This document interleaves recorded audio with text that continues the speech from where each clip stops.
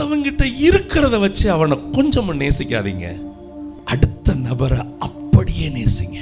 ரட்சிக்கப்பட்ட பிள்ளை மாத்திரம் அவ கருப்பா செவப்பா நெட்டையா குட்டையா குண்டா ஒல்லியா, அது போட்டிருக்காளா இது போடலையா, அப்படி பார்த்து நேசிக்காதீங்க. அவங்க சூழ்நிலை என்ன, அவங்க வாழ்க்கை நிலை என்ன.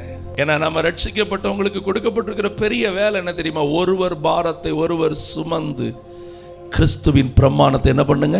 நானே ரொம்ப கஷ்டப்படுறேன், உங்களுக்கு அது தெரியாது.